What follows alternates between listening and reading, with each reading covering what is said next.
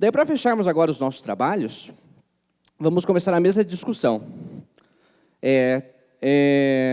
Vamos aqui, quem quiser, inclusive, sair aqui para tomar um cafezinho, aí, uma mesa, nós vamos começar aqui a organização da mesa. Vamos chamar aqui à frente, primeiramente, os secretários de controle externo da região Centro-Oeste,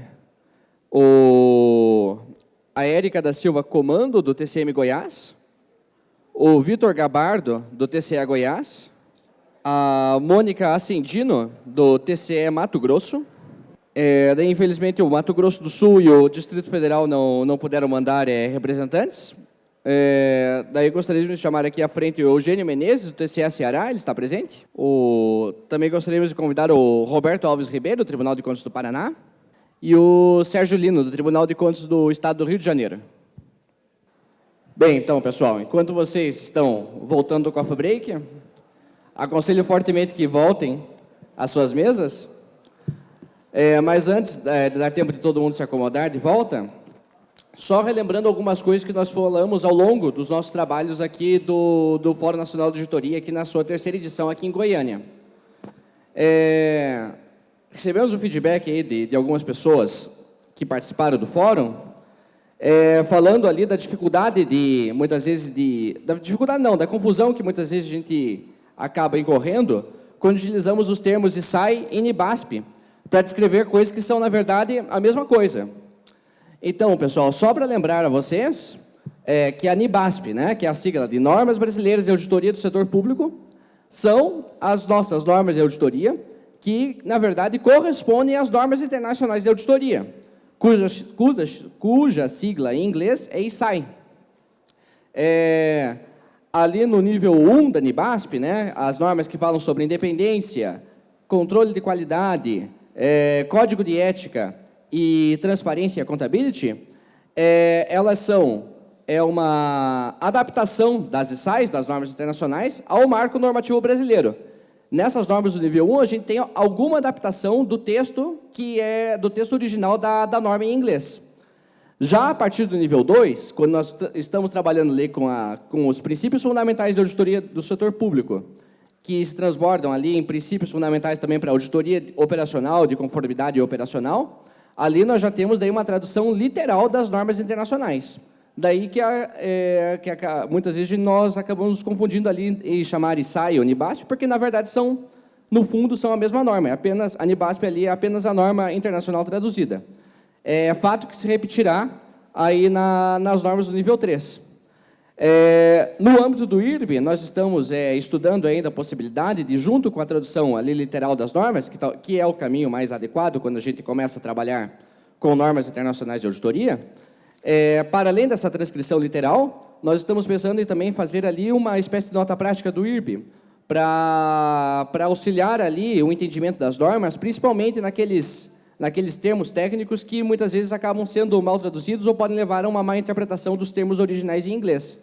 Mas apenas um guia para ajudar a leitura das normas, não mexendo no texto delas, que é o mais importante, né?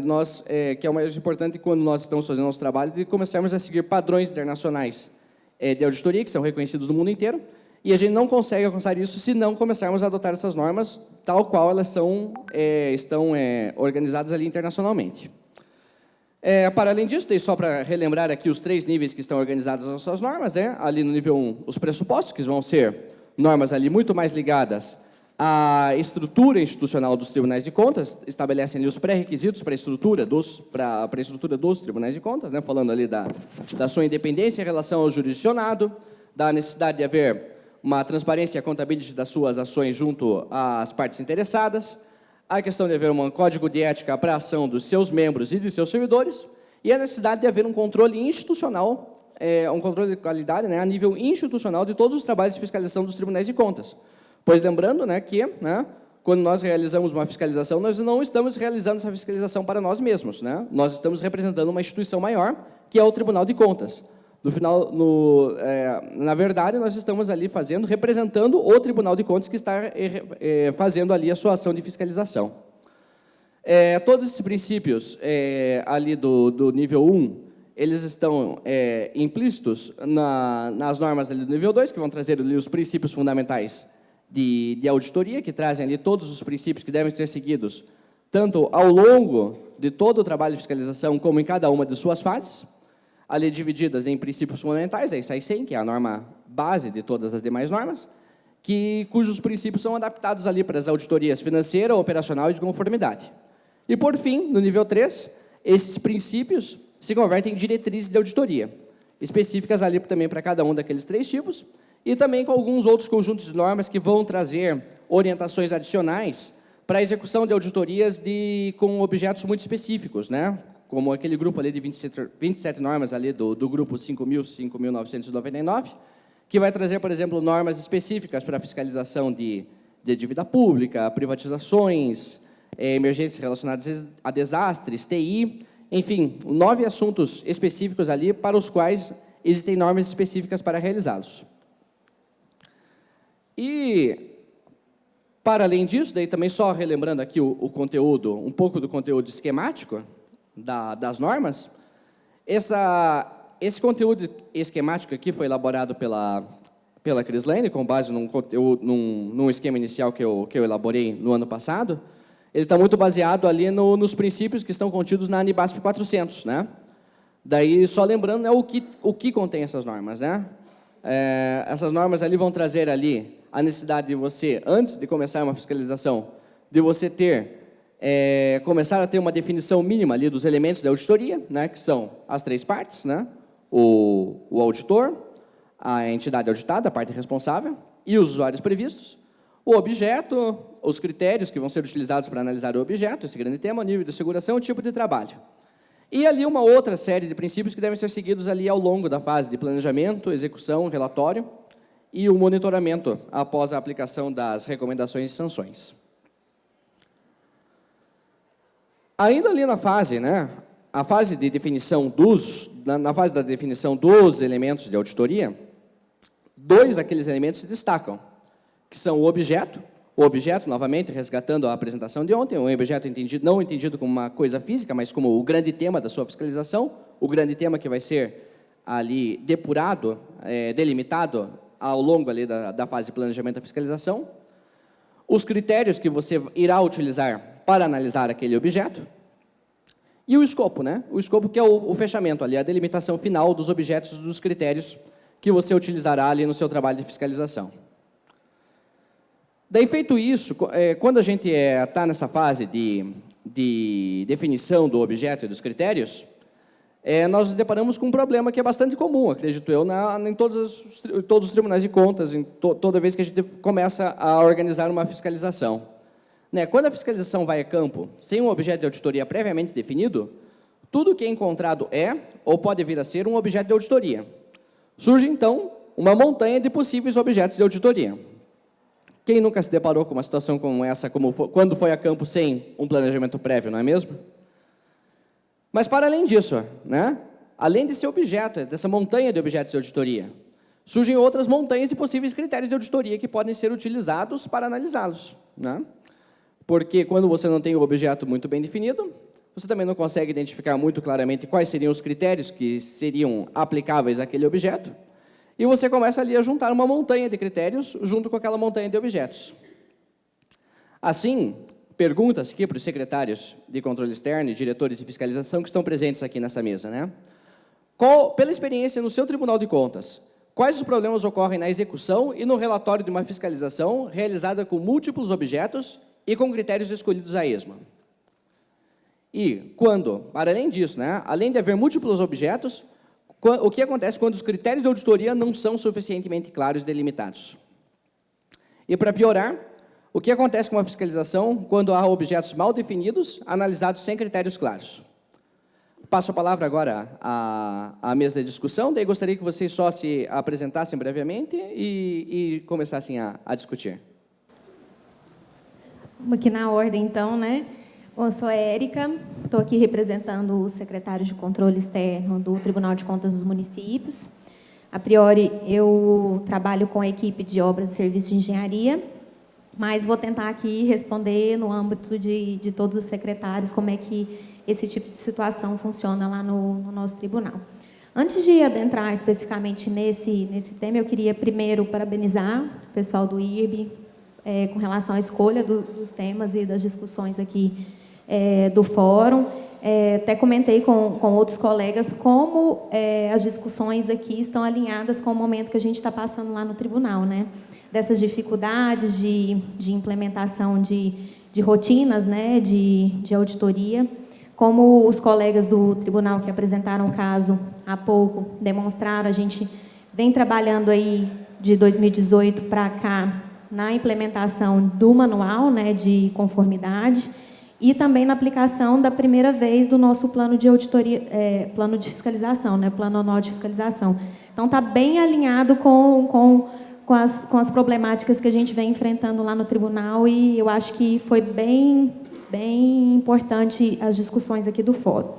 Então, agora entrando especificamente nessa questão que foi levantada, de fato, quando a gente se propõe, né, a fazer uma auditoria de conformidade em que esses objetos ou os próprios critérios não estão previamente bem solidificados na fase de planejamento, o que a gente verifica de forma usual no tribunal, quando isso acontece, e aqui posso colocar que isso não acontece com tanta frequência, mas é claro que a gente já se deparou com situações assim, a gente verifica uma dificuldade que o auditor tem durante a execução e que acaba que a execução pode levar até mais tempo do que a gente gostaria que ela levasse, né? Inclusive com algumas situações em que, na coleta de evidências, às vezes a gente precisa retornar ao município porque aquele critério que a gente estabeleceu, como ele foi estabelecido de forma, como está colocado aqui, né, a esmo, às vezes aquela evidência que a gente coletou, ela ficou frágil. Então, às vezes, a gente precisa retornar. E isso a gente perde tempo e perde recurso nesse deslocamento. Outra dificuldade que eu percebo quando isso acontece é uma dificuldade que a gente tem de padronização dos próprios procedimentos de auditoria, né? Se a gente não define esse objeto e esse critério de forma muito sólida, num segundo momento, quando a gente vai repetir isso, cada auditoria, mesmo se aplicando a um objeto similar, acaba acontecendo de uma forma diferente. Essa falta de padronização também dificulta, né, o trabalho dos auditores.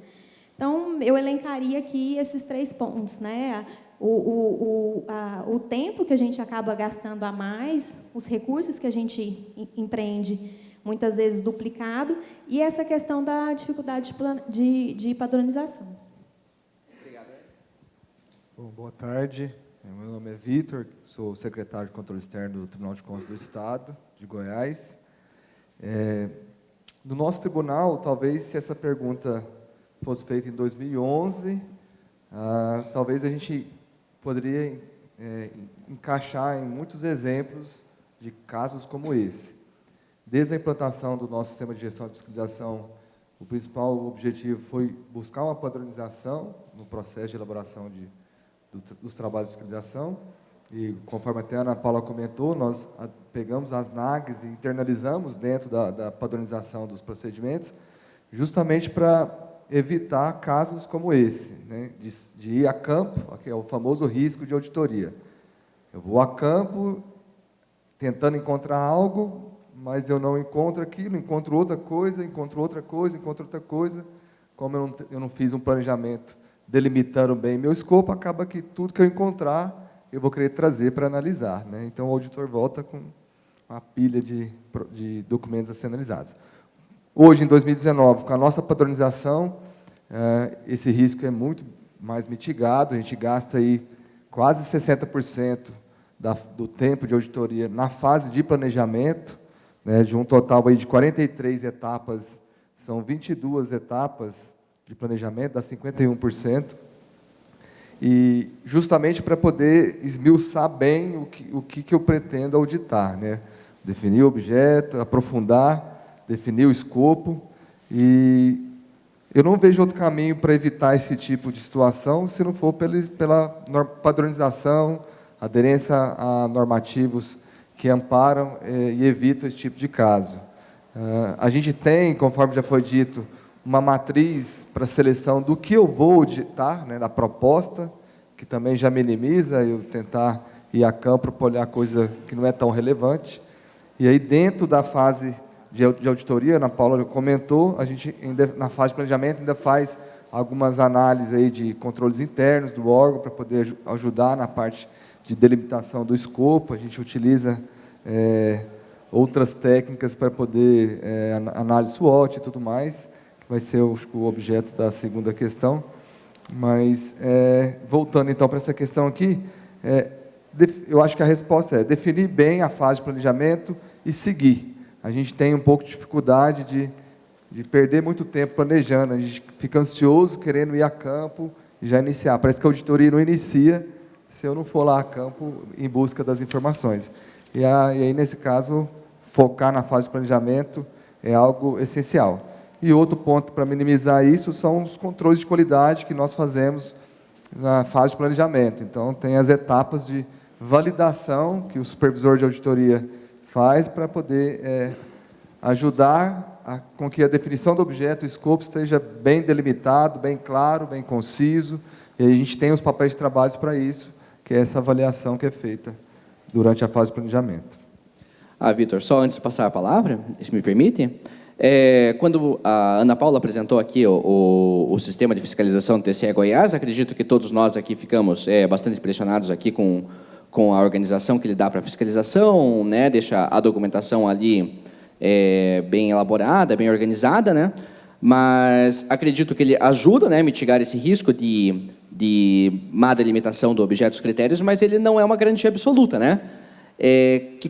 Você até falou do controle de qualidade, né, que vocês fazem aí ao longo do processo de planejamento, né? Que controles de qualidade adicionais vocês fazem para que mesmo ali no sistema, mesmo você jogando as informações no sistema, vocês consigam de fato realmente delimitar bem o objeto e os critérios? Bacana.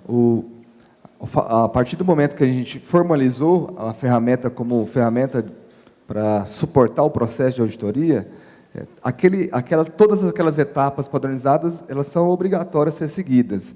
Os gatilhos que a gente tem, a impossibilidade da pessoa de não fazer uma tarefa, ou de pular aquela etapa, ou de cancelar uma etapa obrigatória. Então, por exemplo, tem lá uma etapa de definição da visão geral do objeto e do escopo da auditoria. É uma etapa obrigatória. Aquela etapa precisa ser feita, o auditor tem um prazo para executar e passa pela validação do supervisor de auditoria. Então, no processo de revisão, ali na hora de definir o objeto que vai revisar, é um ponto de controle para garantir. E se ele tentar cancelar a tarefa ou tentar não fazer a tarefa, ela vai ficar pendente. Aquele projeto não está concluído enquanto não for sanada aquela etapa. Então, sistematizar e criar gatilhos que impeçam o auditor de fazer da forma que ele bem entender, eu acho que é um caminho que nós encontramos. No início foi um problema grande, porque acabou sendo uma resistência. Uma vez que eu passei a delimitar o caminho que o auditor precisa seguir, no primeiro momento ele não queria aderir àquele modelo, porque aquilo engessava a atuação. Mas, a partir do momento que a gente conseguiu mostrar os benefícios, ele passou a ser uma trava importante, justamente para evitar esse tipo de risco. Então, é o sistema junto com as pessoas que interagem nele. E, logicamente, os relatórios. Bacana, um ponto importante é que a gente tem uma unidade que chama Serviço de Qualidade e Efetividade do Controle Externo, dentro da Secretaria de Controle Externo, que compete a ela coordenar os trabalhos do Comitê de Qualidade, que é o CAC. Então, a gente faz uma amostra, seleciona alguns trabalhos de fiscalização que passa por uma sabatina de avaliação. Esse trabalho seguiu a padronização do tribunal que foi definida, seguiu dentro do conteúdo, o objeto ficou claro, os achados ficaram claros, valeu a pena fazer essa auditoria, ela gerou um benefício, não gerou, e é feita essa discussão chamando as pessoas que trabalharam naquela auditoria, para poder ser elogiadas, criticadas, num momento técnico onde a busca é pelo aperfeiçoamento. A gente fazer uma autorreflexão sobre como a gente executou aquele trabalho, justamente para os próximos a gente evitar cometer aqueles erros e gerar mais valor nos trabalhos.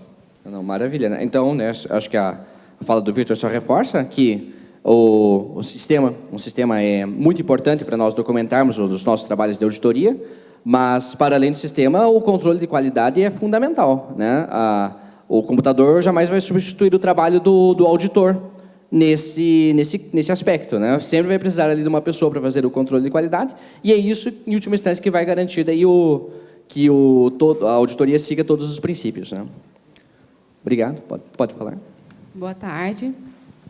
Eu sou a Mônica, do Tribunal de Contas de Mato Grosso, sou auditora e estou ocupando o cargo de secretária de Métodos de Desenvolvimento do Controle Externo.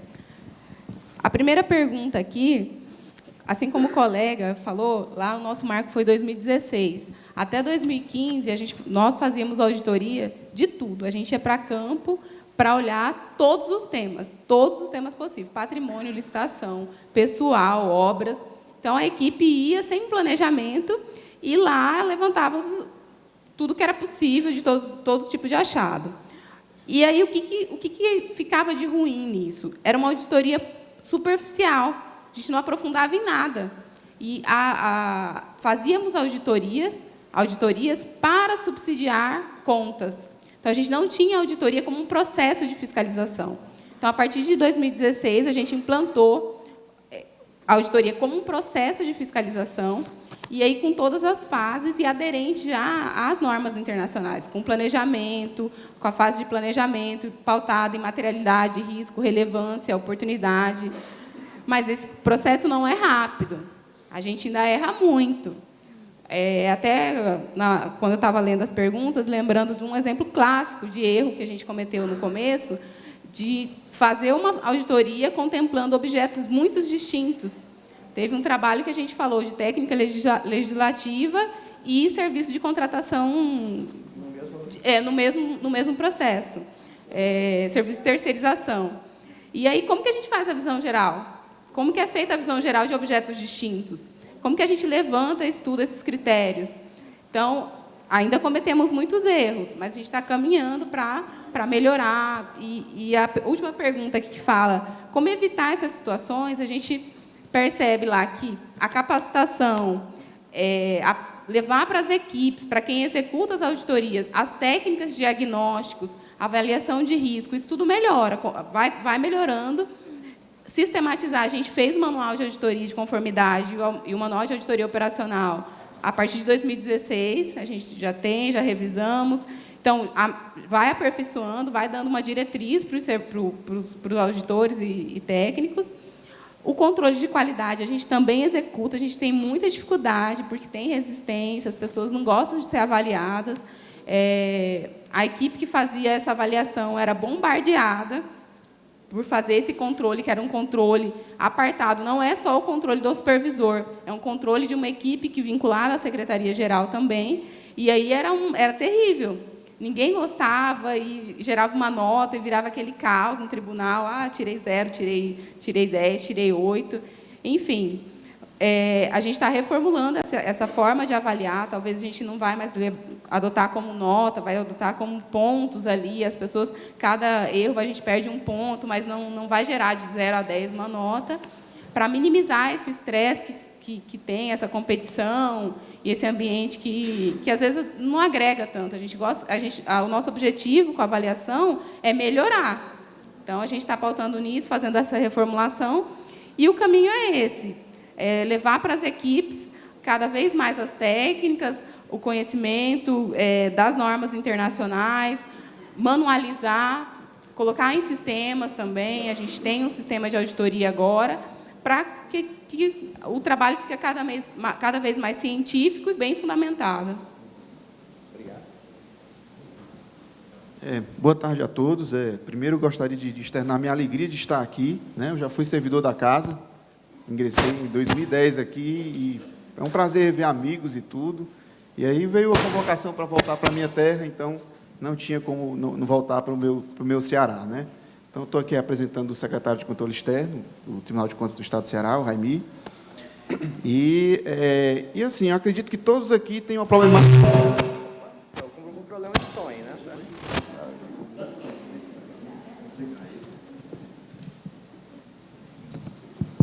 Pronto.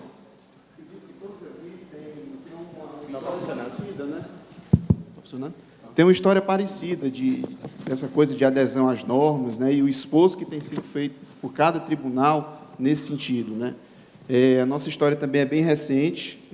Quando o tribunal aderiu formalmente a essas normas, a primeira medida foi contratar um auditor independente, um consultor, e ele passou 6 meses no tribunal, avaliando todos os procedimentos, todos os processos de auditoria, e aí geramos um plano de ação com ações aí até 2020, para que a gente possa criar um ambiente que internalize, de fato, essas normas no tribunal. Então, a gente está nesse processo, né? Estamos passando por um processo de manualização, de revisão dos nossos sistemas, né? Para que realmente a gente tenha algo que garanta, né? Que, de fato, isso entre na veia do tribunal.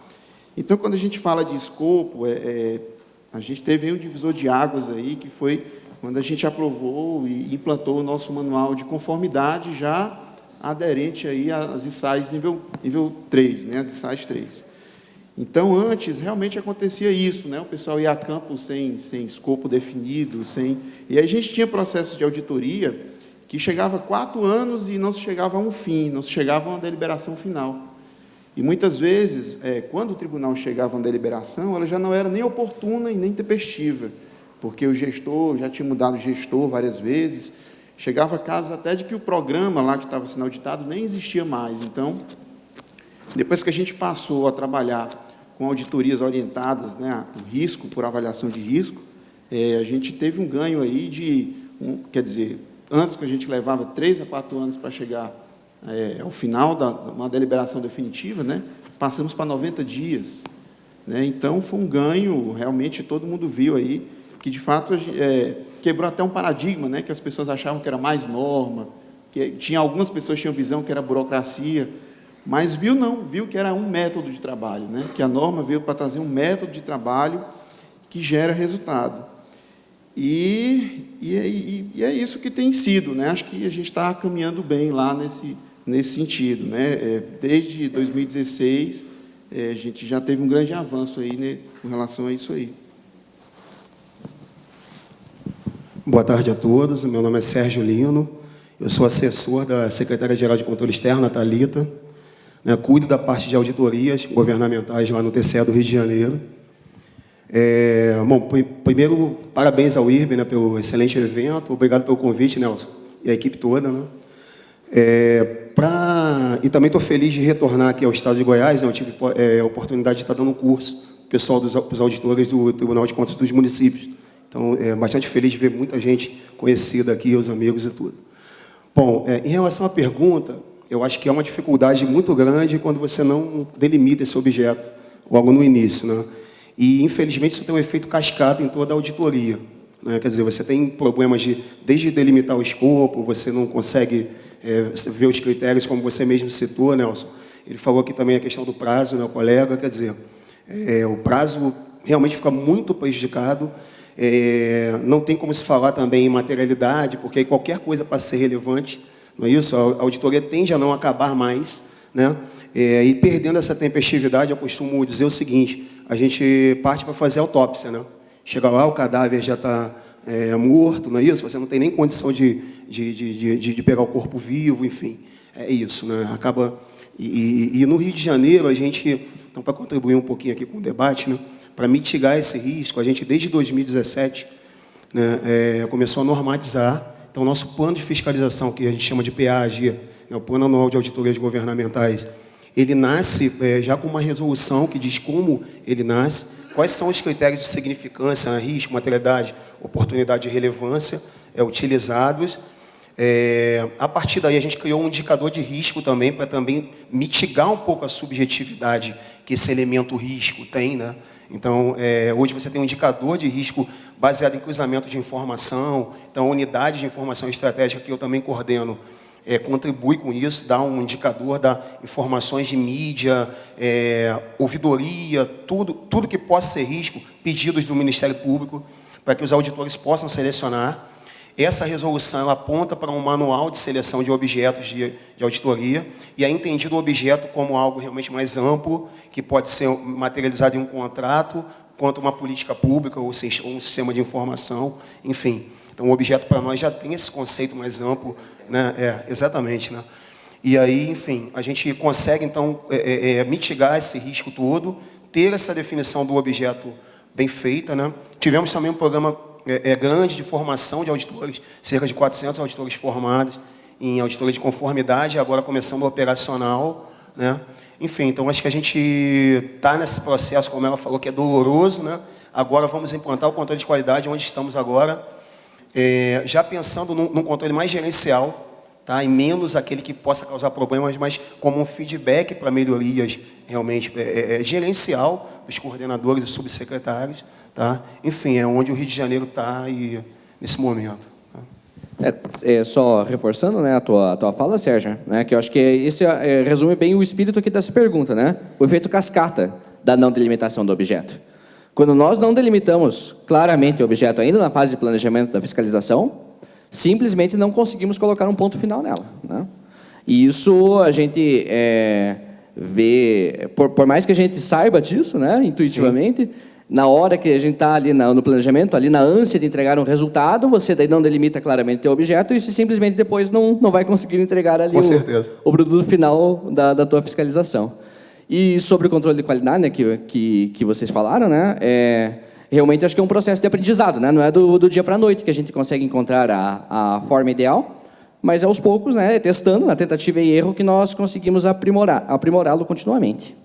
Só contribuindo também com a discussão, mesmo a gente definindo bem o escopo, delimitando onde vai ser o universo da auditoria, eventualmente seria natural que, na hora que eu começasse na fase de execução, encontrar coisas que eu não havia delimitado. Eu acho que é uma discussão importante, saber, e aí, o que fazer nesse caso?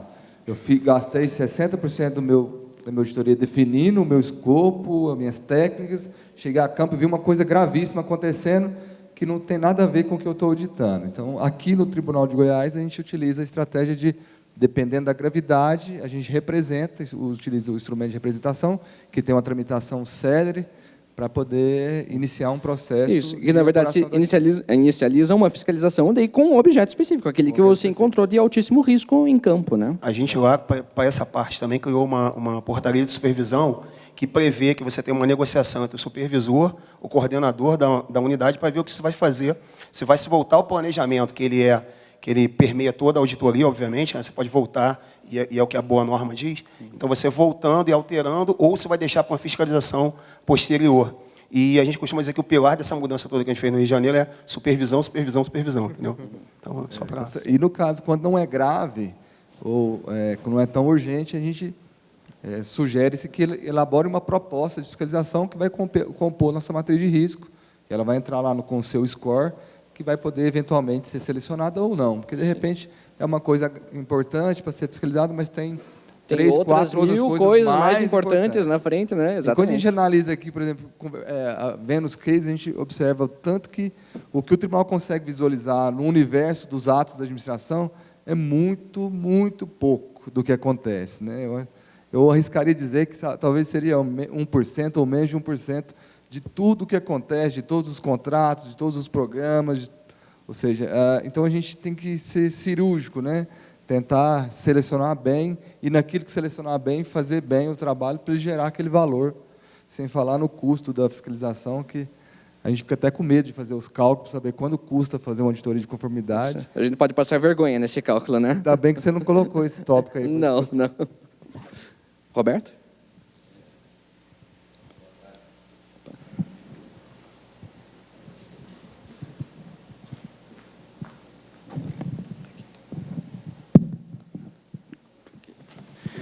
Boa tarde a todos. Meu nome é Roberto, sou coordenador de auditorias do Tribunal de Contas do Paraná. Como os demais colegas apresentaram aqui na outra apresentação, o Tribunal de Contas do Paraná tem a área de coordenadorias que trabalha principalmente com municípios e as inspetorias que trabalham com a área estadual. Então, eu sou responsável pela parte de auditoria da área municipal e alguns eventuais trabalhos também a gente trabalha em conjunto com as inspetorias. Então, iniciando aqui a questão que foi proposta, esse caso até, na minha, os meus colegas também tenham passado por isso, eu sofri na pele essa questão. Na pele, isso. Então, certa feita, fui designado para fazer auditoria numa entidade filantrópica, que é um hospital, só que eu não tinha muito conhecimento e tinha que... O objeto da fiscalização foi se construindo durante a fiscalização. Então, você foi entendendo como funcionava, como que eram as normas que regiam aquela entidade, na execução mesmo da auditoria, em loco, depois no relatório. Isso impactava no relatório, que depois você tinha que voltar, muitas vezes teria que retornar à entidade e construir um relatório, então é uma dificuldade imensa. Isso também impacta no decorrer do processo.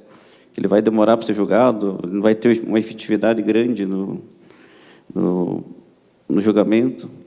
E outra grande questão é, se você não fizer essa delimitação, não tiver critérios claros e bem definidos, essa fiscalização não acaba tendo efetividade para a população, para a sociedade em geral, que é um dos grandes objetivos que acho que os tribunais têm, é dar um resultado para a sociedade, o que está motivando até muito o questionamento do sistema do Tribunal de Contas, a existência do Tribunal de Contas. Então, por isso que é necessário planejar a auditoria e tentar trabalhar o objeto da forma que ele seja mais eficiente e dê um resultado que a população possa aferir aquele resultado, para que seja visto, seja perceptível. Porque se eu vou lá só construir um objeto desse, sem estar muito preparado, e isso aqui também, como os demais colegas falaram, acho que é uma tendência, até fico mais tranquilo, que é uma tendência dos tribunais de contas do país que está aprimorando os seus métodos de fiscalização com mais eficiência, mais efetividade, até fico tranquilo, porque dessa ameaça desse questionamento do sistema do Tribunal de Contas. Então, se melhorando os seus processos de fiscalização, você vai ter um resultado melhor para a sociedade e, com certeza, o risco para as ameaças externas, de falar da análise SWOT aqui, vai ser menor. No Tribunal de Contas também foi, a partir de 2016, até como já tiveram várias homenagens aqui, gostaria de fazer uma eterna professora lá do Tribunal de Contas de Auditoria, Denise Gomel, que capitaneou um processo de hercúleo ali de mudança, de pensamento de auditoria. O Nelson também participou desse processo, né? E, desde então, todos os processos de auditoria que é feito na área municipal, ele foi evoluindo ao longo dos tempos, 2016, 2017, houve até uma alteração na estrutura das unidades do tribunal, foi criadas estruturas por processo de fiscalização. Então, a gente tem coordenadorias que fazem auditoria, que fazem acompanhamento, que fazem monitoramento, também divididos os processos. Tudo isso buscando dar mais efetividade ao trabalho. Então, hoje já se alterou. Também fiquei muito impressionado com o sistema aqui de Goiás. A gente lá no tribunal está desenvolvendo um sistema de fiscalização também, está em processo de desenvolvimento. E eu acho que seria daí coroado que vai ajudar de várias formas a ter mais efetividade cada vez mais e trazer um resultado melhor para a sociedade. Bem, obrigado, Roberto. A Crislane lembrou que temos agora, ao final de cada pergunta, uma sessão de perguntas da plateia para a mesa com esse objeto. Acho que a Crislane gostaria de ser a primeira a perguntar, né?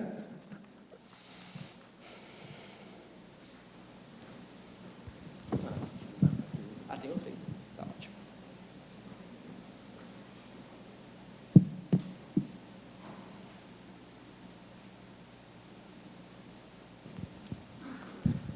Pergunta para todos. Aí eu gostaria de saber o seguinte, né? Estudando a norma, eu encontrei muita dificuldade em tentar olhar as determinações legais que os tribunais têm que verificar essa conformidade e conseguir escolher qual daquelas determinações é um trabalho de certificação.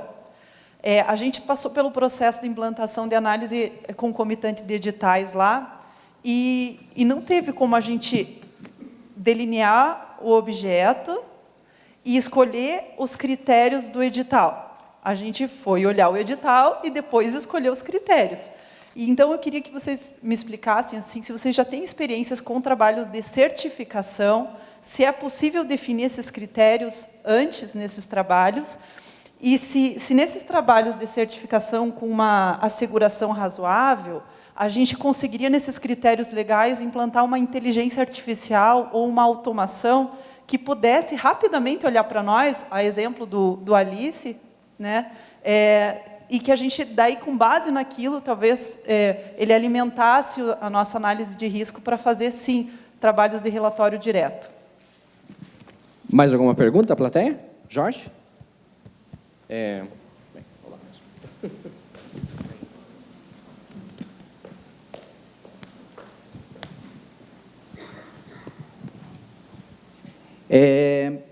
Pode ser a mesa toda, eu não sei. Algum tribunal utiliza bancos de dados, serviço de inteligência para subsidiar ou para orientar algum trabalho de auditoria de conformidade? Pergunto isso porque nós estamos um pouco nesse caminho. E é aquela discussão de objetivo da auditoria de conformidade é a busca da fraude, a busca... o objetivo dela seria a responsabilização com busca de fraude, porque é um caminho que nós estamos tentando perseguir, é exatamente utilizar relatórios de inteligência de um núcleo do tribunal para tentar orientar alguns trabalhos de auditoria de conformidade. Então, se algum tribunal utiliza cruzamento, malha eletrônica ou bancos de dados e cruzamentos para auxiliar nesse trabalho de auditoria de conformidade. Mais alguma, para fechar? Minha pergunta, dentro da questão de escolha de objeto de auditoria, é assim, não é nem especificamente para a ECA, que faz parte do nosso tribunal, porque a gente sabe como é que funciona a dinâmica, mas para a gente entender como é que funcionam os demais tribunais. Obviamente, dentro de escolha de todo objeto de auditoria, tem que passar pela análise de risco e diversos aspectos para chegar a um objeto específico e definir o escopo. Só que eu acho que dentro de todo tribunal, a gente tem aquelas situações onde há demandas específicas, partindo seja do Ministério Público de Contas, seja de gabinete de conselheiros, às vezes, de objetos específicos, atividades específicas, questões específicas, e que, às vezes, não decorreram de uma análise de risco ampla e que parte de um planejamento prévio, previsto em um plano anual de fiscalização. Qual é o procedimento adotado para não se analisar, ou se analisa, ou como que lida com essa situação? Porque, às vezes, é uma situação que vem um pedido determinando, mas às vezes, a gente tem uma forma de atuar que aquilo ali pode atrapalhar as outras auditorias. O que os outros tribunais entendem disso e pode passar para a gente? Bom, 3 perguntas cabulosas. Da Cris foi muito difícil, eu já vou começar respondendo a do colega ali, Cris, que eu acho que é mais fácil. Na verdade, é mais fácil porque eu, até o ano passado, era gestor da unidade de inteligência do tribunal aqui do Estado de Goiás. E a gente, nos últimos 3 anos, desde a existência dessa unidade, que está dentro do controle externo, o objetivo dela é justamente produzir conhecimento para subsidiar a atuação do controle. E essa produção de conhecimento ela acontece em várias etapas do processo de auditoria. Pode ser antes da auditoria começar, que é um ponto importante, ou seja, a partir do domínio das informações dos jurisdicionados, conhecendo o universo de controle dos jurisdicionados, começar a criar trilhas de auditoria, tipologias de auditoria, como o TCU chama, para identificar padrões de regularidade. Então, isso é feito por essa unidade. A gente tem a rede Infocontas, que reúne todos os tribunais, a área de inteligência de todos os tribunais. Nós temos a rede ODP, que inclui também as redes, as controladorias estaduais. E existe uma atuação em rede nacional aí para municiar a atuação dos tribunais. Então, pode ser tanto previamente, e isso tem acontecido, a gente teve acórdãos no ano passado, fruto de relatórios de inteligências que produziram por essa unidade. Durante a auditoria, também aconteceu, no último biênio, no meio da auditoria, a equipe de auditoria chegou na unidade de inteligência com um monte de dados, um monte de planilhas, como que eu cruzo isso aqui, que técnica eu posso utilizar. Então, durante a auditoria, a área de inteligência também é convidada para participar. E, eventualmente, na fase posterior, que talvez é a mais importante, que é do monitoramento, que também pode-se criar trilhas para monitorar se aquela decisão está gerando reflexo positivo ou não. Um exemplo clássico que a gente vai começar esse ano é o monitoramento do trabalho de ordem cronológica de pagamentos. Então, proferir uma decisão, a gente precisa agora criar o script, na verdade o script já está pronto, que vai permitir avaliar se o Estado continua quebrando a ordem cronológica ou não. Então, eu acho que é uma área que os tribunais têm apostado bastante, pela capacidade de enxergar coisas através de inteligência artificial, de trilhas, cruzamentos, etc. Eu vou oportunizar outras pessoas para responder sobre as outras perguntas, principalmente da Cris, que foi difícil. Eu vou responder sobre a mesma pergunta dele aqui, como que é a realidade lá no nosso tribunal, no Tribunal de Contas de Mato Grosso. Desculpa, passei na sua vez. De trilhas, nós estamos desenvolvendo diversas trilhas, na parte de previdência, na parte de cálculo atuarial, de sustentabilidade. Tem diversas trilhas já desenvolvidas, implementadas. Na área de pessoal, a gente já tem trilhas sendo desenvolvidas. Tem o setor de inteligência, que também faz parte da rede de controle, enfim. E, mais recentemente, a gente está com um projeto para criar um banco de dados de denúncia. Ontem falaram aqui sobre denúncia, que denúncia pauta muito o nosso trabalho, atrapalha atuar nos processos mais relevantes, e a gente quer levar essas denúncias da sociedade para um banco de dados e trabalhar com inteligência artificial. É um projeto que vai demorar para se concretizar, porque a gente precisa formar esse banco de dados, mas a gente já está trabalhando nisso também. Então, é uma tendência. Todas as áreas a gente tem que usar a tecnologia, a gente está tentando e está caminhando para isso.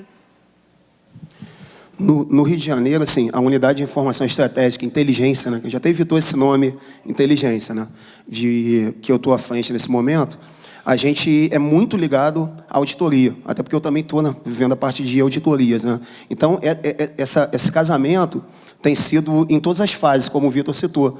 A gente participa, fornece esse indicador de risco, que nós denominamos lá carinhosamente IRIS, né? Indicador de risco. A gente fornece esse indicador para a seleção das auditorias. Ao longo dos trabalhos, a gente faz relatórios de informação estratégica, né? Os REINFs. Semana passada teve um afastamento de um prefeito de Belford Roxo, no Rio de Janeiro, com uma operação com o Ministério Público e Polícia Civil. Meu grupo participou da operação da busca e apreensão, né? Que foi resultado de um REINF, né? E foi para uma auditoria, vai para o setor, tem a auditoria lá, depois na busca você tem o setor participando com o nosso núcleo também, ou seja, a coisa tem funcionado muito bem, né? E também essa demanda por cruzamento de informação, se a equipe está em campo, ela pode fazer uma demanda para nós mandar 2 arquivos que a gente cruza e manda o resultado de volta. Então tem funcionado bastante, é algo que pegou realmente no nosso tribunal lá.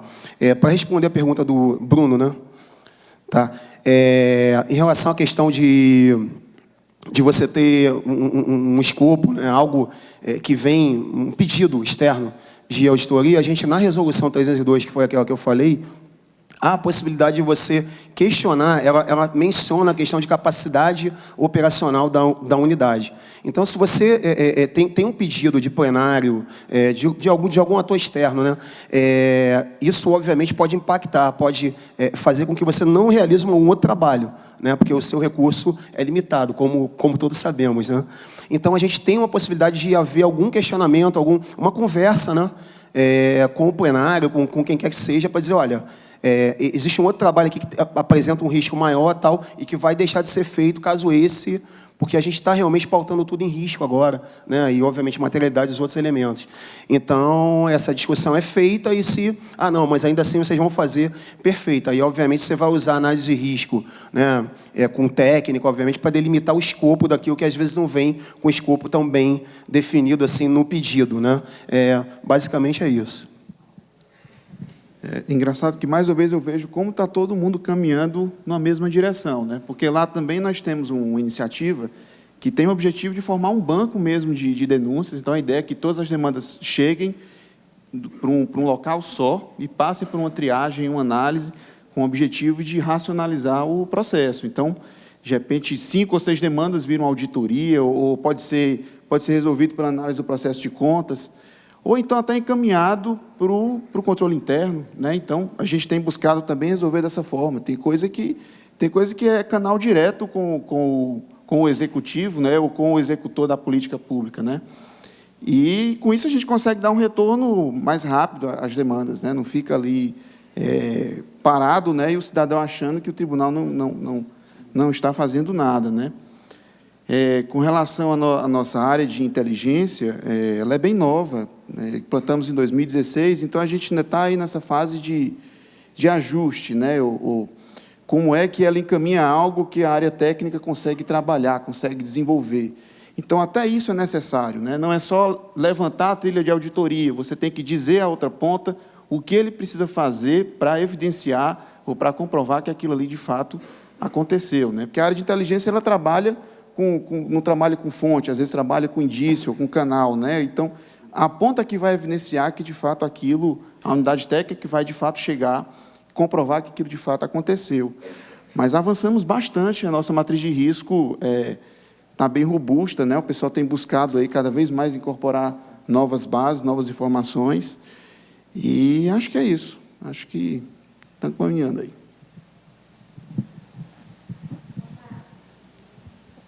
Só para alinhar, então, a gente também está bem nessa linha, né? A gente tem também uma assessoria de inteligência, também um setor recente do tribunal.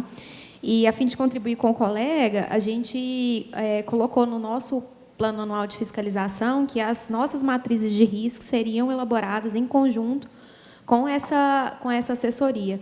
Então, eles elaboram para nós, a depender da especializada, né, em alguns casos, trilhas, como é o caso da Secretaria de Atos Pessoal, já no caso lá da Secretaria de Obras e na Secretaria de Licitações, eles nos ajudam na construção de matrizes, levantando, por exemplo, risco de contratadas, riscos de municípios. Então, a gente tem trabalhado com bastante parceria nessa questão do levantamento de risco e da seleção dos objetos. O colega também do Ceará comentou sobre a questão das denúncias, né? A gente tem empreendido também uma discussão recente lá no tribunal com algumas propostas sobre como, né, tentar mitigar esse problema desse volume de denúncias que a gente tem. Então, a gente está atualmente com essa discussão na sessão técnica administrativa, com uma proposta dos secretários para tentar, talvez, montar uma comissão específica de auditores que vai fazer a admissibilidade, definir alguns escopos em que a gente poderia, por exemplo, como o colega falou, encaminhar essas denúncias para o próprio controle interno apurar, né? Então, eu também fico satisfeita de ouvir que a gente está todo mundo numa discussão parecida, né? E com relação à questão que a Cris levantou, todo mundo evitou, né? Mas eu vou tentar falar um pouquinho disso. A gente não fez essa questão da certificação, mas essa análise de editais, análise concomitante de editais, já é uma preocupação de alguns anos do nosso tribunal, tanto na Secretaria de Obras quanto na Secretaria de Licitações e Contratos. Só que a gente realmente tem essa dificuldade de como formalizar isso. Então, hoje, embora a gente não tenha um processo de análise de editais, o que a gente faz é uma análise baseada muito mais nas irregularidades frequentes que a gente já identifica nos editais quando das auditorias de conformidade, né, nos contratos de licitação. E, baseado nisso, a gente tem uma equipe dentro, vou falar aqui especificamente da minha secretaria, uma equipe de auditores que fica monitorando os principais editais, né, lançados nos principais jornais de grande circulação, assim como também nos diários oficiais. E, baseado nisso, a gente faz muito mais um trabalho preventivo do que, de fato, uma auditoria de conformidade, vamos dizer assim. A gente tenta sempre, identificar aqueles problemas que são os mais comuns, entrar em contato direto com o município, através de telefone ou e-mail, e identificando para eles esses potenciais problemas. E aí a gente dá a oportunidade para eles corrigirem. Então, a gente só transfere isso para, de fato, a autuação de um processo e uma auditoria de conformidade quando aquilo não é corrigido. E a gente tem obtido resultados muito bons. No ano passado, de 500 editais de obras que a gente analisou, a gente precisou representar apenas um deles. Então, assim, a gente tem visto que a gente também pode atuar de forma eficiente dessa forma também dos bastidores, né? Sem que isso, de fato, vire um processo. Então, a gente tem encampado essa importância de atuar nos editais. Inclusive, o tribunal está lançando agora um banco de licitações, né? Em que os jurisdicionados vão ter que todos registrar suas licitações nesse sistema, que o nosso sistema é chamado Colare, E lá a gente também já vai aplicar alguns pontos de controle de editais, na tentativa de aplicar talvez algo, a gente está até estudando junto com a inteligência se a gente conseguiria conectar essas duas plataformas, algo como o Tribunal de Contas da União disponibilizando o Alice, e a gente está tentando fazer isso para otimizar esse trabalho também. No Paraná também existe a área de inteligência já há algum tempo, ela fornece informações tanto para a área estadual como municipal, tanto para as auditorias mais estruturadas, e quanto para as demandas que vêm direto dos conselheiros, denúncias ou representações que demandam uma fiscalização específica daquele tema. Quando ocorre essa situação que o colega perguntou, geralmente é feita uma avaliação pela Coordenadoria Geral de Fiscalização, que coordena todas as coordenadorias, e se for pertinente, o tema mereça uma fiscalização, uma inspeção em loco, é demandado para a Coordenadoria de Auditorias, aí designa a equipe e vai apurar aquele fato lá. Então, tem uma avaliação anterior do mérito, se é necessário ou não aquela fiscalização. A inteligência também fornece dados a partir definidos pela realização dessa fiscalização. É também acionado a inteligência lá, que é do tribunal, e ela fornece as informações sobre aquele tema, tanto para a fiscalização específica, quanto para o planejamento estratégico do tribunal, que é o PAF, onde se definem os objetos, máquinas de fiscalização, e depois, na questão mais operacional, na execução da auditoria, também ela municia com dados de forma a avaliar melhor os riscos e ser mais efetivo na fiscalização. Senhor. Claro.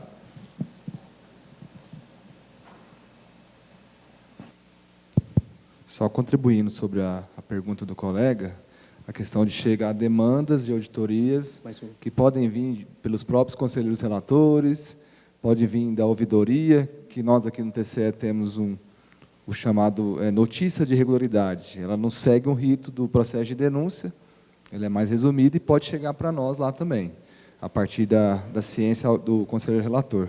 O que a gente tem procurado fazer para tentar evitar de executar trabalhos de fiscalizações que têm pouca relevância em detrimento de outros? A gente tem tentado dialogar com os relatores. Esse ano nós tivemos um exemplo prático disso, chegou um pedido do conselheiro relator para incluir no plano de fiscalização auditoria no programa X. E nós sentamos com a equipe e falamos, vamos lá conversar com o conselheiro para tentar captar a essência do que se quer trabalhar. E, a partir desse diálogo, o conselheiro relator oportunizou a área técnica de fazer uma análise preliminar para ver a pertinência ou a relevância de se auditar aquilo. E o mais curioso é que aí nós fizemos esse trabalho, uma semana e pouca, tomamos pé, pedimos algumas informações por dicionados e tudo, e convidamos o conselheiro relator com a equipe dele para apresentar a visão técnica em relação a aquela proposta. E acabou que o que ele pediu foi totalmente alterado pelo que a área técnica sugeriu.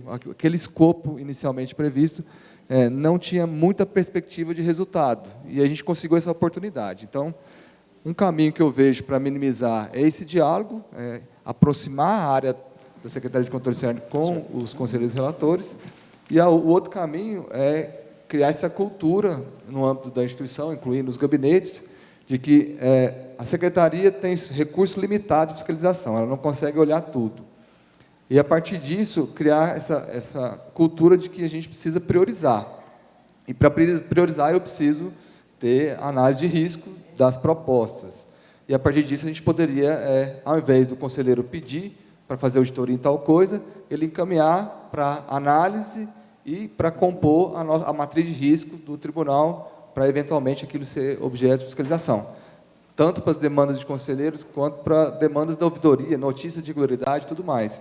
Porque, quando vier uma notícia de irregularidade que tem uma relevância baixa, ela vai ficar com uma pontuação baixa na matriz, possivelmente ela não vai ser apurada. E, mesmo que a gente não selecione tudo da matriz, quando a gente vai a campo, a gente pode avaliar a matriz se não tem algo, mesmo que não tenha tanta relevância, que eu poderia aproveitar para incluir no escopo da fiscalização. Ou seja, para mim fazer aquele trabalho pontual não compensa, mas já que eu vou olhar uma coisa maior, talvez eu possa incluir uma questão de auditoria ali, para aproveitar aquela notícia de irregularidade que chegou e que a gente não fez nenhum trabalho nesse sentido. Bem, aqui daí. Só para acrescentar um item em relação a isso, o que ajudou o nosso tribunal lá foi o dimensionamento da força de trabalho. Aliado a tudo que falaram aqui, a gente trouxe no plano anual de fiscalização esse estudo de dimensionamento. Então, foi um estudo com metodologia, e aí a gente aloca as horas de trabalho, os dias produtivos, e quando vem uma nova fiscalização, a gente apresenta a análise em relação ao risco, ali, a oportunidade, relevância, materialidade de realizar aquela fiscalização, e apresenta, tem que fazer uma troca, porque a nossa força de trabalho já está toda alocada inicialmente. Então, isso facilita, a gente criou esse rito, e os relatores têm que cumprir. Em relação à pergunta da Cris, lá a gente não faz Cris, olha, eu prometo que eu vou responder a tua pergunta, tá? É que eu vou fazer um enlace aqui final aqui, mas antes eu vou falar, o Sérgio pode falar. Para complementar o que o Vitor disse, né? Na verdade, é a implantação de uma cultura de que os recursos são limitados e de que há uma análise de risco feita, né?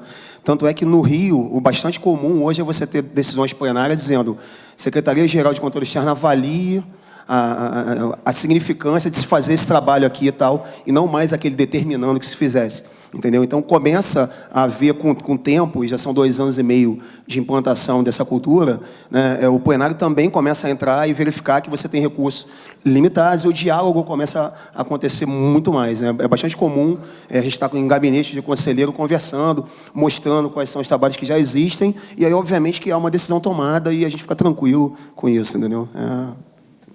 Não, então, daí eu faço a mediação aqui da mesa de discussão, mas de vez em quando eu também gosto de intervir um pouquinho. E até para fazer aqui o fechamento aqui desse primeiro ciclo aqui de debates em relação a essa primeira pergunta, né? Sempre surge essa questão da inteligência artificial, Big Data e tudo mais, né? Eu lembro de uma piadinha, até de uma piadinha meio grosseira que uma vez eu li, né? Que uma vez a gente fica muito falando de inteligência artificial, a gente fica falando sobre Big Data, mas essa nossa conversa parece a conversa dos adolescentes falando sobre sexo, né? Todo mundo diz que faz, mas ninguém sabe o que é. Não é mesmo? A gente não sabe nem estatística básica e a gente vem falar de Big Data, né? Isso é uma coisa bastante comum aqui, não é no âmbito só dos tribunais de contas. Na verdade, em todas as instituições, você pega ali uma coisa que está na moda, né? Compliance, por exemplo, né? Que é até um termo que a gente está discutindo atualmente e tudo mais. Compliance nada mais é do que a auditoria de conformidade, que a gente já faz há 100 anos, né? Mas ali pega um termo da moda, ali, coloca ali num discurso, cria-se todo um jargão, mas, de fato, você não discute o conceito que tem por trás daquilo. A questão da inteligência artificial e do Big Data é importante? É importante nós termos uma coleta, análise de dados, criação de bancos de dados? Mas antes de nós criarmos um banco de dados, antes de nós criarmos ali ferramentas de Big Data, de inteligência artificial, ou mesmo uma análise automática, como ali o Alice, do TCU, nós temos que saber o que nós queremos chegar, aonde nós queremos chegar, que resultado nós queremos ter. Nós temos que ter, quando nós falamos de automatização de processos, como que a Crislane falou, do Alice, isso, automatização de processos pressupõe um processo que já está totalmente ali bem descrito, cada uma das suas fases ali você consegue determinar, é um processo muito bem determinado, muito bem descrito e um processo bem repetitivo, inclusive, né? Então, nesse sentido, você só consegue alcançar essa automatização se você tem o objeto muito bem definido e o critério também igualmente muito bem definido. Por outro lado, quando nós estávamos construindo a malha eletrônica lá das inspetorias, lá no Tribunal de Contas do Paraná, nós estávamos construindo aquela malha eletrônica em cima de um sistema de informações, o SEI, o Sistema Estadual de Informações, que é muito similar ao SIM-AM, um outro sistema que nós temos, que é o Sistema de Informações Municipais, que é um sistema, eu posso falar mal porque eu sou funcionário do Tribunal de Contas do Estado do Paraná, um sistema mastodôntico, ali, que pega ali toda uma montanha de informações dos municípios, né?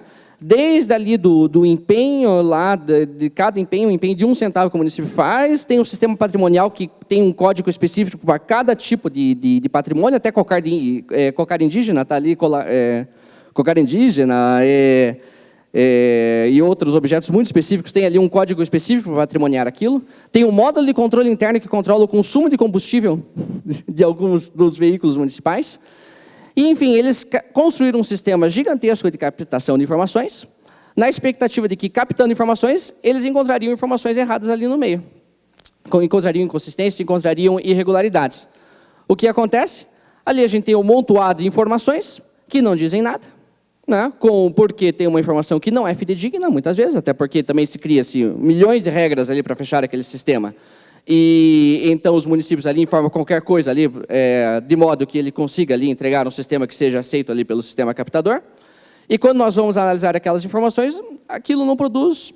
Na verdade, a gente vai tentar analisar aquela montanha de dados e não conseguimos encontrar informação alguma.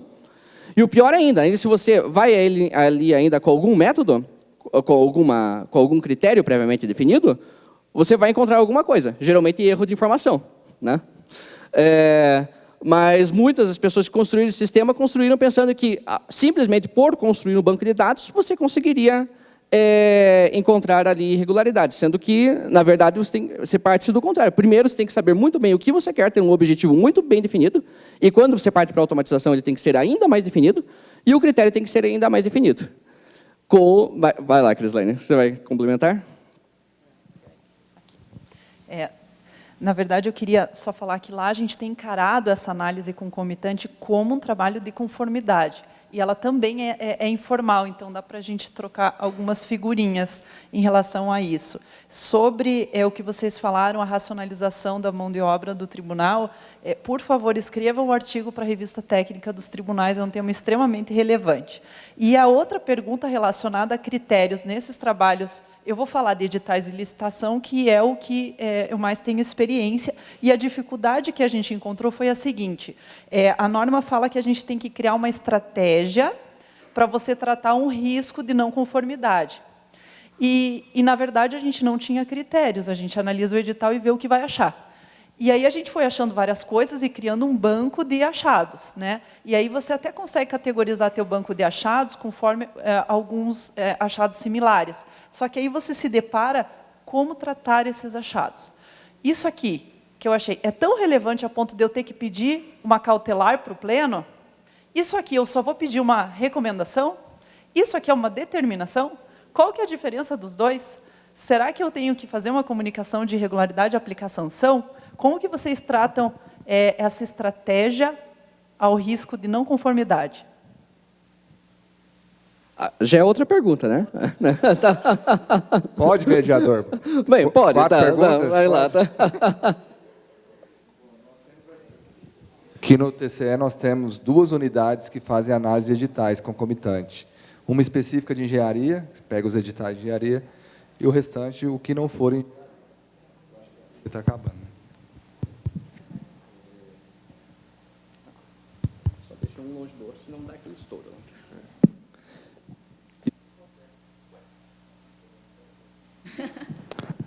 Oi, agora foi. Sobre a questão da seguração, né? Nós fizemos uma alteração esse ano, bem recente. Eu acho que vale a pena compartilhar essa experiência do que a gente encontrava. A equipe de análise de editais fazia a verificação do edital e é impossível verificar todas as questões legais de conformidade que eu poderia analisar em um edital. É impossível. Então, logicamente, a equipe delimita o universo de critérios a ser verificados. Mesmo definindo o universo de critérios a ser verificados, como a equipe não vai a campo, não audita em campo, ele se baseia no que está no processo, pode ser que ele não enxergue algo que está irregular. Exemplo, um conluio de licitantes. É algo que pode acontecer e, analisando o edital, o processo licitatório, eu não posso não conseguir enxergar. Até o ano passado, a unidade técnica encaminhava a análise de edital pela legalidade ou pela não legalidade. Então, o pleno, ele aprovava que aquele edital estava legal, sendo que, posteriormente, poderia ser identificado algo que não seja legal, principalmente na fase contratual. O que nós fizemos? A gente submeteu à presidência uma argumentação de que a área técnica deveria fazer uma análise com a seguração limitada. Ou seja, eu verifico, a partir desses critérios, e não encontrei nada que sugere arquivamento daquele processo licitatório. Não vamos levar a pleno e carimbar o edital como legal. Nós não encontramos nada seguindo esses critérios. Eventualmente, se a gente encontrar o critério, o problema, aí a gente pode avaliar o impacto desse problema. Ele pode comprometer o resultado de gerar prejuízo para a administração ou prejuízo para o cidadão. Então, vamos usar a cautelar, que é um poder que o tribunal tem e que funciona muito bem. Ou seja, suspende até averiguar com calma. Se não for uma questão grave, a gente trabalha com recomendações e, eventualmente, determinações. Então, a gente segue mais ou menos esse rito com os encaminhamentos. Desculpe interferir aqui. É que lá no tribunal, uma dificuldade que a gente tem, que são 7 inspetores de controle que fazem o mesmo trabalho. E a gente vê que aí, entre as unidades, há divergência nesse tratamento. Não sei se vocês correm esse risco de auditoria. É menor porque são 2 unidades, engenharia e o restante das coisas. E os 2 gestores estão em diálogo constante para buscar, até esse ano, ter um projeto de padronização dos critérios de aferição de um edital. Vai ser tudo definido previamente e alinhado a forma com que a equipe vai fazer esse processo de análise. Ninguém mais? No nosso caso, funciona um pouco mais parecido com o TCE de Goiás do que com o caso de vocês, porque no nosso caso também são apenas 2 unidades e que se conversam. E, especificamente na nossa de engenharia, a gente estabeleceu 3 critérios diferentes, né, em que alguns editais de determinado escopo e de determinado vulto, a gente analisa apenas cláusulas restritivas quanto à qualificação técnica. Se ultrapassa aquele limite, a gente já vai, além desses aspectos, a gente vai analisar o projeto básico e os custos unitários. E, num outro patamar, a gente insere a análise completa do custo, né, do edital, quantitativo e preço unitário. Então, a gente já tem esse escopo, mas ele é definido internamente na nossa secretaria. E a decisão quanto à expedição, à solicitação de uma representação com pedido de cautelar, ela também fica dentro da própria unidade, né? Baseado muito mais nas nossas experiências é que a gente toma essa decisão. Então, às vezes, a gente tem, sim, editais com algum indicativo de direcionamento, uma restrição de qualificação técnica, que a gente não representa. A gente, é pontual, vamos, então, monitorar como isso vai acontecer na licitação. E aí os nossos auditores ficam acompanhando esse edital para ver se realmente aquele direcionamento aconteceu. E, baseado nisso, é que a gente toma a decisão de solicitar uma cautelar ou não. No Rio de Janeiro, a gente tem uma área também específica para a análise desses editais, né? Então, mitiga muito esse risco de ter despadronização, digamos assim, né, dos critérios e verificações feitas, o que não impede também as outras áreas de depois, numa análise da despesa, né, verificar irregularidades e voltar a fazer uma análise desse edital, como a Érica falou, porque tem coisa que você só vê em fase de execução, que esse direcionamento se configurou, que algo que estava naquele edital ali, de fato, veio prejudicar a isonomia ou qualquer outro critério que você tenha da contratação.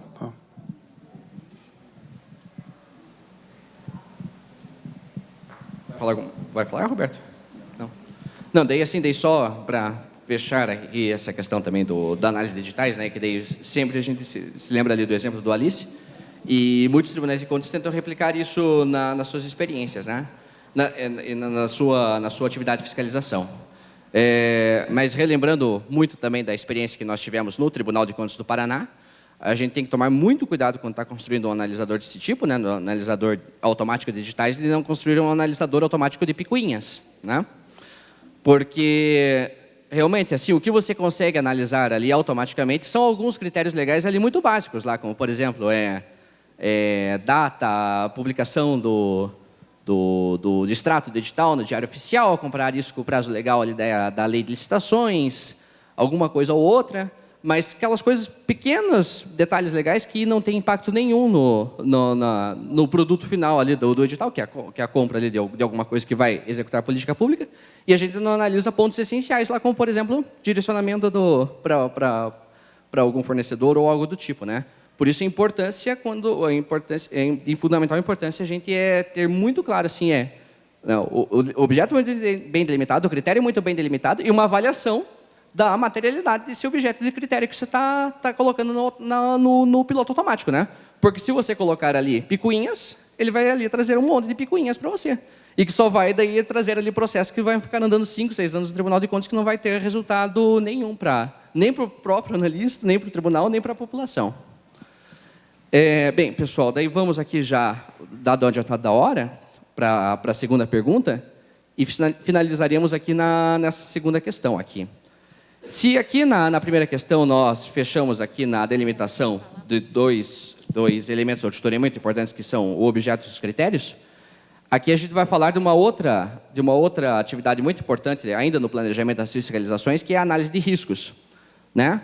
E a análise de riscos passa, fundamentalmente, pela análise da entidade que nós vamos fiscalizar. Até o Robertinho comentou isso no exemplo da fiscalização que ele deu. Né, olha, ainda no problema da definição da extensão dos limites da auditoria, outra questão que surge é a análise da entidade que será fiscalizada naqueles processos que serão analisados. Pergunta-se, pela experiência do seu Tribunal de Contas, que tipo de informações prévias são levantadas acerca da entidade que será fiscalizada? Como elas ajudam na delimitação do escopo dessas auditorias? Além disso, o mapeamento de processos, ou outra técnica que permita um conhecimento da entidade de seus controles internos, ele é utilizado para identificar eventuais falhas dos controles internos da entidade? Quais as consequências da ausência do mapeamento de processos no planejamento e na execução de uma fiscalização? E, por fim, né, uma reflexão que a gente tem que fazer quando está fazendo essa análise da entidade, né?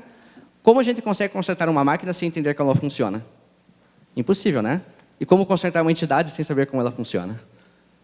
Passo a palavra à mesa. Bom, são questões muito importantes serem discutidas. Essa parte de conhecer sobre a entidade que a gente fiscaliza é um desafio de todos os tribunais e eu não vejo um caminho muito diferente do que criar mecanismo que permita os auditores a conhecer cada vez mais o funcionamento de cada jurisdicionado. Nós vemos desde os últimos 2 anos com uma frente de buscar acesso permanente a bancos de dados e sistemas dos jurisdicionados, porque a gente entende que cada vez mais a informação que a gente audita está armazenada em algum sistema, muitos poucos, talvez é porque a gente fiscaliza só o Estado, às vezes em município a realidade seja diferente, mas cada vez é mais difícil a gente auditar algum objeto que não exista uma alimentação em algum sistema. Não tem um sistema orçamentário, não tem um sistema de compra, não tem um sistema de pessoal, sempre vai ter uma informação em algum local. Seja o sistema bom ou ruim, ele vai estar sendo alimentado. Então, a nossa estratégia para conhecer as entidades que a gente fiscaliza, um dos caminhos que aí antecede o início de uma auditoria é conhecer sobre as entidades por meio de acesso aos seus sistemas, para a gente poder permitir um acompanhamento do que cada órgão está fazendo dos diversos atos administrativos. Uma vez definido o escopo, definido a auditoria em um determinado tema, na fase de planejamento, a gente tem uma etapa que visa justamente conhecer a entidade que está sendo fiscalizada. A gente utiliza um questionário de avaliação de controles internos na fase de planejamento. Também utilizamos a análise SWOT e DVR, que também é uma outra técnica que permite a gente enxergar melhor, com foco nas fraquezas e nas ameaças que aquela entidade tem, que vai permitir a gente o mapeamento de processo também é uma das técnicas que a gente utiliza, uma vez definindo o objeto, mapear os processos que guardam relação com aquele objeto, justamente para poder enxergar pontos onde a auditoria vai ser mais efetiva na hora de sua execução. Uma outra estratégia que a gente utiliza é se organizar as áreas de fiscalização, a estrutura do controle externo é formada por unidades especializadas, né? Então, eu tenho supervisão que cuida dos trabalhos da área da saúde. Isso tem um ganho nessa questão de conhecimento da entidade, né? Aquela unidade, ao longo dos 5, 10 anos, vai permitir cada vez mais conhecer sobre aquele órgão, o que eu já auditei daquele órgão, o que eu identifiquei de problemas. Então, cria um conhecimento especializado que ajuda nessa questão da delimitação do escopo. Bom, é isso. no Tribunal de Contas de Mato Grosso não é muito diferente do Tribunal de Contas aqui de Goiás, são as mesmas técnicas. Vou destacar uma na auditoria operacional que a gente utiliza, que é fazer agora me fugiu a palavra. Não é circularização, geralmente a gente convida os especialistas, painel de referência, desculpa, esqueci a palavra, o painel de referência, e está sendo muito bom, porque lá, nesse ano passado, nós especializamos por áreas. Então, a gente tem lá uma secretaria de Previdência, uma de Saúde, Educação, contratos e licitações, administração estadual, municipal, enfim, diversas áreas. Então, para algumas áreas, foi muito rico o painel de referência nessa fase de planejamento. E a validar as matrizes, conhecer, conversar com os especialistas, conversar com as pessoas que estão na gestão. Então, foi uma técnica muito rica. Além de todas que você citou, a gente utiliza essa, eu acho que é muito acertada. Também lá no Tribunal de Contas do Estado do Ceará, a gente vem avançando muito nisso, até porque as auditorias, de fato, a gente tenta fazer elas hoje orientadas a risco, né? Então, o mapeamento de processo é uma técnica necessária para que eu consiga chegar nessa expertise aí, né? Mas uma coisa bacana que a gente tem tentado trabalhar lá também é a questão de uma visão mais estratégica para as ações de fiscalização. Então, a gente sempre ficava com planos de fiscalização para 1 ano, 6 meses, né? E aí parece que quando você fazia um plano novo, você partia do zero. Então, a ideia é a gente estar revendo a nossa forma de fazer o nosso plano de fiscalização com a visão para 4, 5 anos, de forma que a auditoria de hoje alimente a auditoria daqui a 3 anos, né? Porque sempre se a gente ficar girando com a periodicidade de médio ou curto prazo, a gente nunca chega longe, né? A gente sempre fica ali circulando e dá a impressão de que você não avança, não consegue formar uma expertise melhor naquela área. Então, com isso, a gente tem tentado fazer mais levantamento, né, que é um trabalho exploratório, que vai levantar dados e vai me levar a conhecer um objeto para, dali, startar várias ações de controle. Acho que tem sido uma medida bem positiva, que a gente tem conseguido alcançar bons resultados. Bom, além daquelas informações que eu já falei, de mídia, ouvidoria, etc., a gente também tem um sistema de informação de coleta de dados de atos de gestão dos jurisdicionários, que é o nosso SIGFIS, equivalente ao COARE, equivalente a todos os outros citados aqui. Elaboramos um sistema em cima disso, que é o CISATOS, que dá o ato ali certinho, com aditivos de contrato, isso tudo, o detalhe, né? A gente também nos é pedido muito lá na inteligência análise de vínculos, relatórios de análise de vínculos, né? E mostra a participação societária, análise de sócios, enfim, essa informação também é bastante utilizada. Em relação à questão do mapeamento de processo, em geral, em auditorias mais complexas, então, esse walkthrough aí a gente usa quando realmente você precisa entender um processo que é mais complexo. Na auditoria de OS, por exemplo, no Rio de Janeiro, que eu coordenei, a gente usou. E nessa mesma auditoria, a gente usou, que também foi da política pública de todo o Estado, né? 45 unidades de saúde publicizadas. Enfim, então foi preciso entender essa política melhor. Fizemos um walkthrough. E também DVR e SWOT, nessa auditoria, a gente usou para fazer uma análise de riscos no planejamento, né? Então, são técnicas que são típicas de operacional, mas que a gente pode se valer numa conformidade tranquilamente, que vou dizer a vocês que é muito útil. Quem já fez sabe do que eu estou falando aqui. Não, Sérgio, daí também só reforçando também essa questão dos vários instrumentos ou, na verdade, vários métodos que nós temos à nossa disposição para avaliar risco, né? Quando nós estamos avaliando o risco, não obrigatoriamente nós temos que fazer análise SWOT, nós temos que fazer o mapeamento de processo, não. Na verdade, para cada objeto que você vai fiscalizar, você tem que encontrar a técnica de planejamento mais adequada para fazer essa avaliação de risco, né? E, inclusive, na auditoria de conformidade, na auditoria financeira, a gente pode se valer de muitas das técnicas que vêm originalmente da auditoria operacional. No Tribunal de Contas também é feita essa avaliação, já depois da evolução do processo de fiscalização. A gente usa as técnicas. Além de todos que foram falados, também é usado para conhecer melhor a entidade a comunicação com a parte interessada. Então, você vai ter reunião com diretores, com o próprio pessoal técnico da entidade. Avaliação é feito um mapa de processo, que é onde se identifica, né, os fatores sensíveis e risco da entidade. E, em alguns casos, a gente procura também elaborar o mapa de produtos dessas entidades. Também ajuda a conhecer melhor. E análise SWOT, matriz de risco, planejamento, todos os processos. A gente fez um trabalho recentemente numa agência reguladora lá do Estado e o resultado foi bem efetivo. Deu para identificar bem as falhas, efetivamente as falhas que tinha na entidade. No nosso caso, lá no Tribunal de Contas dos Municípios, a gente é muito comum essa investigação da entidade em algumas unidades técnicas, baseado realmente pelo escopo do trabalho de cada uma.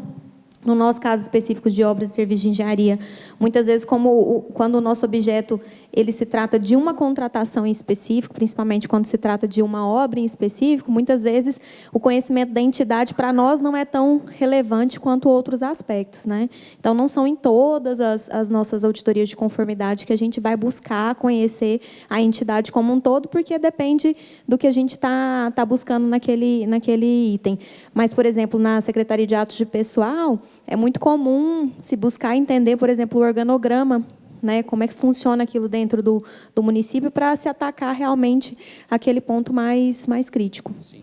E daí, fazendo até um link com a apresentação do Rodrigo ontem, né, se nós não conhecemos, por exemplo, o organograma dos municípios, a gente nunca vai conseguir chegar a uma responsabilização adequada dos agentes públicos, né? Mas no nosso caso, muitas vezes a gente tem uma dificuldade de obter esse tipo de informação, porque a gente está falando na nossa realidade, né, de municípios, de 246 municípios. Então, é impossível a gente conhecer de antemão todas as estruturas. Mas, baseado naquele município que a gente vai auditar, aí sim a gente se debruça em cima daquele específico. E levanta essas informações que são necessárias, né? A última pergunta, prometo. É uma pergunta que, na verdade... Daí a última que vai encerrar, inclusive. Tá. Então, foi uma pergunta que o Robertinho me fez quando a gente estava fazendo esse levantamento. Eu queria saber se vocês auditam todos os municípios, todos os anos, mas eu quero saber... como que vocês sabem o que tem que auditar naquele município? Qual que é a política pública que aquele município precisa ser auditado? Bom, vou aproveitar que eu estou com o microfone aqui. Bom, no nosso caso, a gente não tem uma sistematização de realmente fiscalizar todos os municípios todos os anos. Inclusive, uma discussão que a gente teve quando a gente foi traçar o plano de fiscalização desse ano, como é que a gente iria inserir isso, e como era o nosso primeiro plano, a gente acabou deixando esse aspecto para a gente amadurecer mais à frente. Então, hoje, realmente, a gente não tem uma meta, por exemplo, nos 4 anos de gestão, a gente ter fiscalizado todos os municípios. Infelizmente, a gente não chegou nesse nível, mas a gente está tentando amadurecer essa questão. E, com relação ao que a gente escolhe, é baseado nessas matrizes de risco que a própria assessoria de inteligência nossa tem nos ajudado a construir. Então, como é construído caso a caso para cada uma das secretarias, que no nosso caso a gente, diferente de muitos tribunais que trabalham saúde, educação, no nosso caso é por não de temas, né, mas de atos. Por exemplo, a gente tem a Secretaria de Atos Pessoal, tem a nossa Secretaria de Obras, de Licitações, tem as de Contas de Governo e a de Contas de Gestão. Então, a ASP nos ajuda a montar matrizes de risco baseado nos temas que foram definidos no PAF, mas para a realidade de cada uma das unidades técnicas. A gente não fiscaliza município, então eu vou abster de responder. Lá no Tribunal de Contas de Mato Grosso, a gente não tem uma obrigatoriedade de falar vamos fiscalizar a cada período todos os municípios. Mas, quando a gente constrói o plano anual de fiscalização, a gente contempla atividade de fiscalização em todos os municípios. Mas, aí, como somos divididos por áreas, então, em alguma área, aquele tribunal vai ser fiscalizado. Nesse último plano, aquele município. Nesse último plano, o município que teve menos atividade de fiscalização somaram 8, assim, 8 atividades de fiscalização no município. Mas é dessa forma, não tem um ciclo, não. Então, pode ser que tenha uma área que vai demorar 5 anos para ter alguma atividade. Para escolher, aí analisa, faz a matriz de risco por área. Cada área, saúde vai fazer a sua, educação vai fazer a sua, cada área faz a sua matriz com base nos levantamentos nos riscos identificados e circularizações, a gente coleta informações do Ministério Público, delegacia. Então, uma série de informações a gente coloca numa matriz ali e prioriza. Vou ter que sair para o voo, infelizmente, eu tenho que ficar mais um dia. Felizmente, eu tenho que ficar mais um dia em Goiânia, então vou antecipar a resposta aqui. Então, no Tribunal de Contas, em 2016, foi tomada uma decisão estratégica pela Casa de fiscalizar todos os municípios, no período de 4 anos, são 399 municípios, e esse ano a gente está finalizando o ciclo dos 399, estamos fiscalizando os últimos 96 municípios que ainda não foram fiscalizados dentro desse período. E a definição, dentro do plano estratégico, que é o plano de fiscalização, se define os objetos de auditoria. Dentro desse rol de municípios, exclui-se quem já teve fiscalização nos últimos anos. Obviamente, em alguns casos mais graves, tem municípios que são visitados todo ano, que são municípios queridos pelo tribunal, então, todo ano eles recebem visitas. Os municípios maiores, principalmente. Mas, de dentro desses municípios, exclui-se os que já tiveram visita e quem não teve faz o escalonamento de fatores de risco das áreas que foram definidas lá no plano anual de fiscalização então define qual área o município vai ser fiscalizado. É um processo que ainda precisa ser bastante maturado, desenvolvido, mas a gente procura ser mais assertivo na fiscalização daquele município que está mais precário. Mas ainda tem que evoluir muito esse processo, passa pela questão do sistema, tem que sistematizar a fiscalização, você vai ter mais dados e elementos para você poder fazer um diagnóstico do município, de cada município do Estado. Obrigado, pessoal. Peço desculpa novamente, terei que me ausentar. Obrigado, Roberto. Agora, Sérgio Eugênio, 2 minutos para cada um. Tá? 2 minutos. Na verdade, assim, lá a gente trabalha muito parecido com o que já foi colocado aqui. Então, é uma matriz de risco que faz o ranking dos municípios e classifica em categorias de risco, e aí são escolhidos, né, dentro dessas categorias. Então, a ideia é que, em um período de 4 anos, todos os municípios sejam visitados, né? Mas uma coisa que eu queria até colocar aqui, e saber até dos demais colegas, né, se isso vem sendo discutido no âmbito de cada tribunal, que é a ideia de trazer o IEGM como uma das variáveis dessa matriz de risco e como ele poderia ser um direcionador com esse objetivo, né, de ajudar a delimitar o escopo dessas auditorias, né? Então, isso a gente está discutindo e aí eu queria até... Já estou até fazendo a pergunta aqui, né? Como é que algum dos demais colegas já trabalha dessa forma? Não. Bom, no Rio, a gente, embora só tenha 91 municípios, e digo só porque diante de Paraná, diante de Goiás, né, é pouco, a gente também não vai a todos em um ano, né? Só que a gente faz essa seleção por atos, normalmente por contratos e os outros atos todos, né, que às vezes substituem até o contrato, enfim. Então, a gente faz uma análise no escopo, por exemplo, de uma coordenadoria que fica com 30 municípios, né? Ela tem que olhar o total, o universo daqueles atos todos. A gente tem um sistema que é o CISATOS para isso, né? E analisar e escolher o ato, isso quando é um ato, quando não é um objeto, né? Quando não é uma política pública, aí você pode fazer por relevância. Então, existe um manual dizendo como eu vou selecionar isso. E, obviamente, que também somado ao cuidado de haver uma rotação de ênfase, como se você passa também a ter muitos anos, né, de não visita a determinado município, isso vai ensejar uma visita por rotação de ênfase. Tá? Então, a gente teve esse cuidado de complementar essa questão da seleção de atos, ou também com a rotação de ênfase. Tá? Sempre não deixando ninguém para trás, né? Sempre, sim, né, tendo todos juntos. Estado, todos os municípios. Mas só fechando aí essa questão do IEGM, daí nos dias 23 e 24 de maio nós teremos uma reunião da Rede Indicom, onde nós discutiremos tanto o IEGM quanto o IEGE, mas só lembrando que, né, o IEGM ele pode ser utilizado na matriz de risco para selecionar municípios? Pode e deve ser utilizado. Mas lembrando qual é o papel dele, né, o indicador de processos. Né? Você precisa complementar o IEGM com a análise do IEGM com outros indicadores, com indicadores de insumos, indicadores de recursos orçamentários, indicadores de resultado de políticas públicas e indicadores de impacto. Né? O IEGM sozinho não consegue resolver o mundo, mas ele é uma parte importante de todo esse ciclo de realização de políticas públicas. Daí agora passo aqui a palavra ao Ronaldo. Bom, eu gostaria de reforçar o pedido para que preencham as fichas de avaliação que vocês receberam no início do nosso evento e, ao saírem, deixem essas fichas com o pessoal que vai estar ali na recepção, por gentileza. Bom, para fazer as considerações finais e o encerramento do 3º Fórum Nacional de Auditorias, eu convido aqui o presidente do Tribunal de Contas do Estado de Goiás, conselheiro Selmar Heck.